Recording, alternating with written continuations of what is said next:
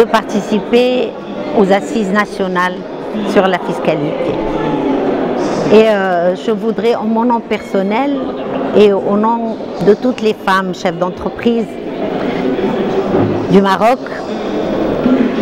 remercier Sa Majesté le roi Mohammed VI, le moteur des grands changements, et féliciter tous les organisateurs et les acteurs qui ont contribué à la réussite de cet événement. La construction du Maroc moderne doit passer nécessairement par des actions concrètes et sensibles et ciblées. Donc, ce qui m'incite à venir justement participer, c'est que je voulais donc transmettre des recommandations, porter la parole des femmes, surtout les femmes du métier, et qui peuvent donc intervenir pour accompagner les autres femmes, les informer sur tout ce qui se passe dans le cadre de la fiscalité. En tant que présidente de la FEM, je voudrais passer aux mesures concrètes, aux recommandations justement des membres de la FEM.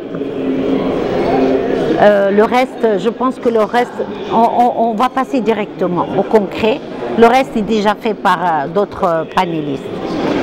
Les premières recommandations qui sont sorties justement d'un débat entre les femmes du même secteur d'activité, qui est que ce soit des femmes qui sont experts comptables ou des commissaires aux comptes, et qui nous ont donc fait part de toutes leurs suggestions, leurs propositions. Et parmi ces mesures, ce sont les mesures incitatives à la création d'entreprises. Surtout, être exonérés des droits d'enregistrement par les apports de leurs moyens de production. Exonération de l'IS pendant les 3 premières années à partir du début d'activité au lieu de l'exonération de la cotisation minimale. Encouragement à l'emploi des salariés femmes en leur accordant un temps marginal de 20%, ainsi que l'exonération des charges patronales. Assouplir le régime fiscal dans les incubateurs et les associations à but non lucratif. Ouvrir les possibilités aux associations qui ne récupèrent pas la TVA d'acheter en exonération de taxes.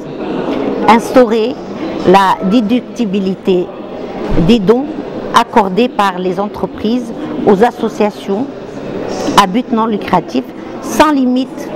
Cette déductibilité cette déductibilité aux associations reconnues d'utilité publique.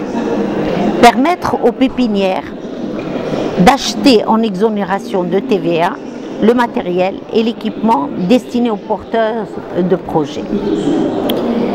Assouplir le régime fiscal pour les incubateurs et les associations à but non lucratif. Voilà en gros les différentes recommandations qui sont sorties d'une réunion tenue entre les professionnels femmes dans la fiscalité.